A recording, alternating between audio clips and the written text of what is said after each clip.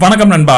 Bajaj fans அதுக்கப்புறம் பல்சரோட மிகப்பெரிய fans எல்லாமே மே 3ஆம் தேதி பயங்கரமா வெயிட் பண்ணிட்டு இருக்காங்க. அதுக்கான முக்கியமான காரணம் பஜாஜ் பல்சர் ரிலீஸ் ஆக போகுது. அது 400cc NS தான் ஃபர்ஸ்ட் வரப்போகுதுன்னு நினைக்கிறேன். ஸோ இந்த மாதிரியான ஒரு பிகெஸ்ட் பல்சர் வந்து வெளியே வரப்போகுது அப்படிங்கிற அனௌன்ஸ்மெண்ட்டை கேட்டோன்னே எல்லாருமே பயங்கர எக்ஸைட் ஆயிட்டாங்க. நிறைய பேர் இந்த பல்சருக்காக வெயிட் பண்ண ஆரம்பிச்சிட்டாங்க. புது பைக் வாங்குறது கொஞ்சம் தள்ளி வச்சுக்கலாம் அப்படின்னு சொல்லிட்டு இந்த பஜாஜ் பல்சர் 400cc எந்தெந்த பைக்குகளுக்கு காம்படிஷனா வரப்போகுது அப்படின்னு சொல்லி ஒரு அசம்ஷன்ல பார்த்தோம்னா கண்டிப்பா triumph speed 400, KTM 390, TVS Apache RTR 310, hero Maverick 440 இந்த மாதிரி வண்டிகளுக்கு பஜாஜ் பல்சர் கண்டிப்பா பயங்கரமான காம்படிஷன் கொடுக்கும் அப்படின்னு சொல்லி நம்ம எதிர்பார்த்துட்டு இருக்கிறோம்.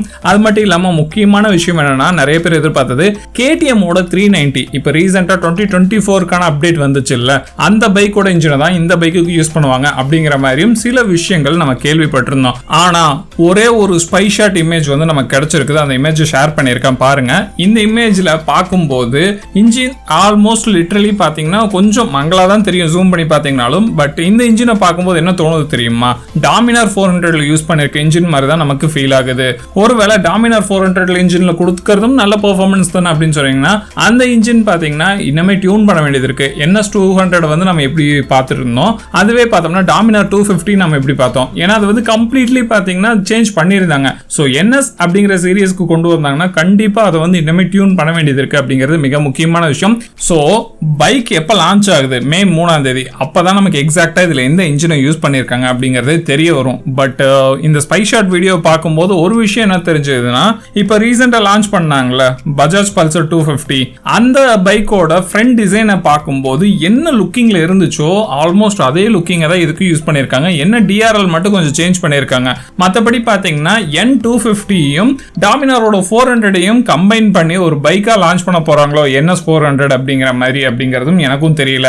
ஒருவேளை நான் சொன்ன மாதிரி இந்த பிளான்ல அதாவது N250 அதுக்கப்புறம் டாமினாரோட இன்ஜின் அந்த மாதிரி கொண்டு வந்து காம்பினேஷன்ல மார்க்கெட்ல லான்ச் பண்ணாங்கன்னா கண்டிப்பா இது வந்து பஜாஜ் ஃபேன்ஸ்க்காகட்டும் பல்சர் ஃபேன்ஸ்க்காகட்டும் இது பாத்தீங்கன்னா மிகப்பெரிய ஏமாற்றமா இருக்கும் அப்படிங்கறத மிக முக்கியமான விஷயம். ஸோ எதிர்பார்க்கறது நீங்க NS 400 கொண்டு வர போறீங்க அப்படிங்கிற மைண்ட் செட்ல கொண்டு வர மாதிரி இருந்தா கம்ப்ளீட்டா அது ஒரு பெர்ஃபார்மன்ஸ் ஓரியன்டா அக்ரெசிவான பைக்கா இருக்கணும் இந்த செக்மெண்ட்டை பொறுத்த வரைக்கும் அப்படின்னு தான் எல்லாருமே எதிர்பார்ப்பாங்க அப்படிங்கிறது மிக மிக மிக முக்கியமான விஷயம்.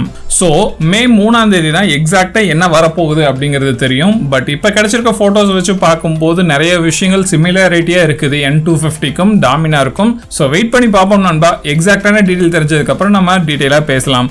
இந்த வீடியோ உங்களுக்கு பிடிச்சிருந்தா எப்போ சொல்ற மாதிரி மறக்காம லைக் ஷேர் கமெண்ட் பண்ணுங்க. அடுத்த வீடியோல மீட் பண்ணலாம். டாடா.